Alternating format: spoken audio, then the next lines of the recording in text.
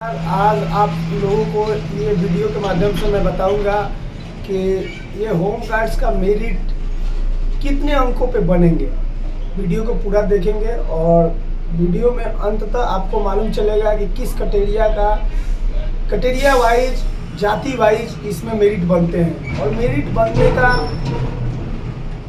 Final अंक आपको 15 number का टेस्ट लिया जाएगा और 15 नंबर के टेस्ट में आप किस जाति को कितना नंबर पर मेरिट बनने की संभावना है ये क्लियर नहीं है, लेकिन बनने की संभावना मैं व्यक्त कर सकता हूं क्योंकि मैं भी एक होम गार्ड्स जवान हूं और 2011 का भर्ती था। हम लोग को 17 में इसका फिजिकल हुआ और फिजिकल होने के बाद 18 से हम लोग नौकरी में हैं। तो एक अनुभव, खुद का अनुभव और खुद का मेरिट बनने के अनुसार मैं ये क्लियर आप लोग से बताने का प्रयास कर रहा हूँ। जो भी मिसअंडरस्टैंडिंग विद्यार्थियों में अलग अलग भ्रांतियाँ उत्पन्न हो रही है, भर्ती से पहले बहुत सारे भ्रांतियाँ थी कि कैसे होगा, कब होगा, रैली निकलेगा तो रिटन एग्जाम होंगे, बहुत भ्रांतियाँ। यूट्यूबर जानकारी नहीं था, यूट्यूबर लोग बनाए थे वीडियो, लेकिन हम लोग विभागीय, हम लोग के द्वारा जो भी सूचना मिलेगा एक साफ सुथरा और सही सूचना दिया जाएगा।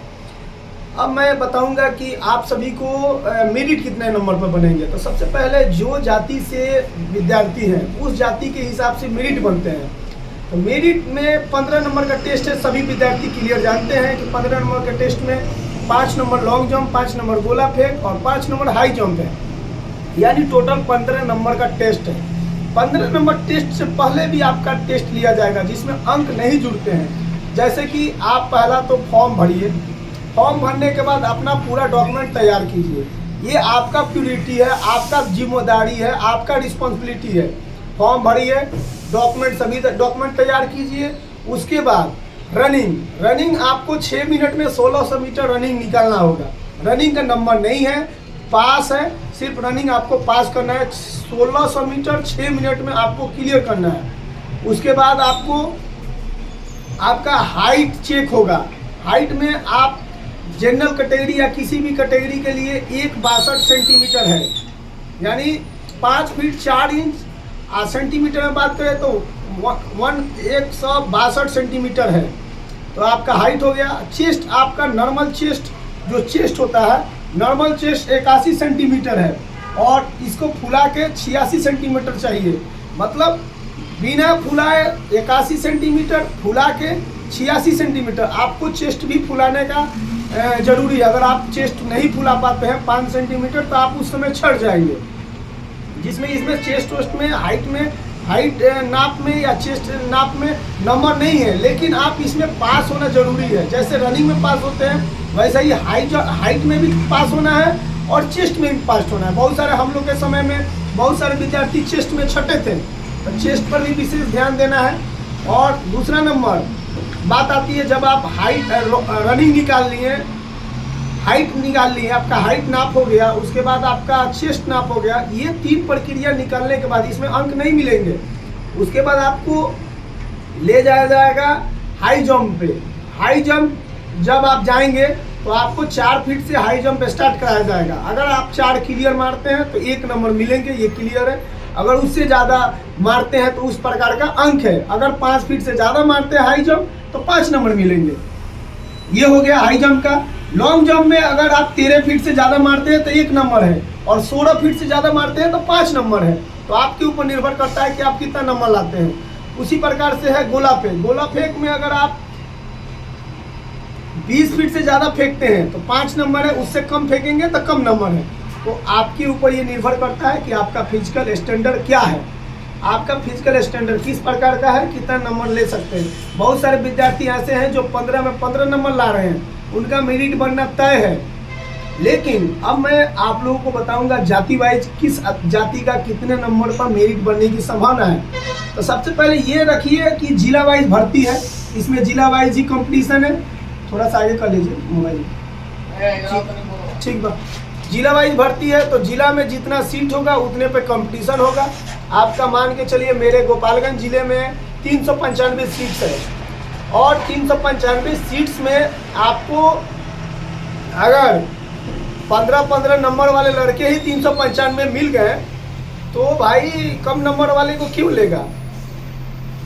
395 सीट से और पूरे ब्लॉक से, गोपालगंज जिले से अगर 15 नंबर वाले ही 395 मिल गए तो कम नंबर वाले को नहीं लेगा। ये क्लियर अपने माथा में ध्यान में रखेंगे। लेकिन कुछ जाति ऐसी है जिसको आरक्षण मिला हुआ है, उस आरक्षण का लाभ लेते हुए बहुत सारे विद्यार्थियों का मेरिट बनता है। जैसे मैं बात करूं SC ST समुदाय की, तो SC ST समुदाय के विद्यार्थियों को मेहनत तो भाई सबको करनी है, लेकिन उनको आरक्षित सरकार द्वारा, संविधान द्वारा आरक्षण मिला हुआ है, तो उनको मैक्सिमम नंबर, अगर SC ST समुदाय के जो भी विद्यार्थी है जो गोपालगंज के हैं उनके लिए मैं बात कर रहा हूँ, वो मैक्सिमम अगर 8-9 नंबर लाते हैं तो निश्चित तो वो सिलेक्ट हो जाएंगे। 8-9 नंबर लाते हैं SC ST समुदाय के विद्यार्थी तो वो सिलेक्ट हो जाएंगे। लेकिन मैं ये नहीं कर रहा हूँ कि 8-9 नंबर ही लाइए, आपके पास जितना काबिलियत है उतना नंबर लाइए। मिनिमम आप 9-10 नंबर लाते हैं, 8-10 नंबर लाते हैं तो आप सिलेक्शन हो जाएगा। रह गया उसके बाद OBC कैटेगरी का, तो OBC कैटेगरी का ये है कि आप OBC कैटेगरी वाले का मैक्सिमम आप नंबर लाएँ 11-12 आप ला सकते हैं। मैक्सिमम मिनिमम 10 नंबर से 9 नंबर से स्टार्ट करें और 10-11 तक लाएंगे तो आपका भी मेरिट बनने की पूरी संभावना है। अब आया अत्यंत पिछड़ा भी कोई कास्ट है, वो लोग भी अगर EBC करके कोई है, OBC का तो बारे में बहुत बता दिया मैं। EBC वाले का ये है कि आप EBC वाले विद्यार्थी जो भी है उनको थोड़ा सा और बहुत ज़्यादा रिस्पॉन्सिबिलिटी है, तो वो विद्यार्थी चाहेंगे तो मैक्सिमम नंबर 8-7 नंबर लाएं, उनका भी मेरिट बनेगा। लेकिन आप ज़्यादा से ज़्यादा नंबर लाने की कोशिश करें। अब मैं जनरल कैटेगरी वाले का बात कर रहा हूँ। जनरल कैटेगरी वाले का बहुत ज़्यादा कंपटीशन है। जनरल कैटेगरी वाले अगर आप नंबर ज़्यादा नहीं लाएंगे तो आपकी सिलेक्शन नहीं होगी, ये क्लियर है। अगर आप प्रखंड में, देखिए प्रखंड में प्रकाशित होता है, प्रखंड में अगर आप 1 नंबर 2 नंबर 3 नंबर टॉप 5 में नहीं रहेंगे तो आपका सिलेक्शन नहीं होगा, बिल्कुल नहीं होगा। तो आपको पहली बार तो ये है कि जनरल वाले का कम से कम 12+ नंबर होने चाहिए। 12 नंबर आप कैसे लाना है 15 में, ये आपका ऊपर निर्भर करता है। 10, 11, 12 नंबर, 10 के बाद 11, 12, 13, 14, 15 में 15 लाइए, आपकी मेरिट जरूर बनेगा। सीट अगर ज़्यादा है तो उसमें हो सकता है कहीं कम पे भी बन जाए। सीट अगर गोपालगंज में 395 है, अगर इधर से लड़के पूरे नहीं होते हैं तो हो सकता है कहीं 9 नंबर पर भी मेरिट। पिछला बार जब हम लोग का बहाली हुआ था 2011 में, तो बैकुंठपुर से 2 लड़का, मेरा और एक और लड़का का 13 नंबर पर सिलेक्शन हुआ था। उसके बाद एक लड़का 9 नंबर पर सिलेक्शन हुआ, तो जनरल कैटेगरी से 9 नंबर पे भी सिलेक्शन पिछली बार हुआ है जनरल कैटेगरी से। और बहुत सारे लड़के का 6 नंबर, SC ST का 6 नंबर 5 नंबर पे भी हुआ है। उस समय 193 लड़के गोपालगंज से बहाल हुए थे। इस बार सीट ज़्यादा है। और देखिए उस समय समय नहीं मिला था, सबसे बड़ी बात है उस समय समय नहीं मिला था। इस समय समय बहुत ज़्यादा मिला है। उस समय फॉर्म, ऑफलाइन फॉर्म जमा किया था, बहुत सारे कम लड़के जमा किए थे, तो उस समय कंपटीशन कम था और जानकारी नहीं था। एक भर्ती लिया था, 2011 में फॉर्म भराया था, 2017 में कोई भी तैयारी वैयारी नहीं किया था। इस बार तैयारी जोरों शोरों पर लड़के किए हैं, कंपटीशन ज़्यादा है, तैयारी आपको अच्छी होगी तभी जाकर मेरिट बनेंगे। तो जनरल कैटेगरी का कम से कम 12-13 नंबर निश्चित तौर पे लाना होगा तो आपकी मेरिट बनेंगे। सबसे पहले तो मैं ये बताऊं कि आप अपने तैयारी पे विश्वास रखिए। तैयारी पे विश्वास रखेंगे, अपना कठोर परिश्रम करेंगे तो आपका मेरिट बनना तय है। आपके पास अभी भी समय है, आज लास्ट डेट है फॉर्म भरने का। जो विद्यार्थी फॉर्म नहीं भरे हैं वो फॉर्म भर लें, और फॉर्म भरने के उपरांत 4 दिन बाद आपका एडमिट कार्ड निकलेगा। कब आपका फिजिकल है, तो अभी आपके पास मान के चलिए 10 दिन के आसपास टाइम है अभी आपका फिजिकल का। खगड़िया ज़िले का फिजिकल 29 अप्रैल से होने वाले हैं, उसके बाद ही अब हर ज़िले का फिजिकल होंगे। तो कोशिश में लगी ज़्यादा से ज़्यादा नंबर लाएं।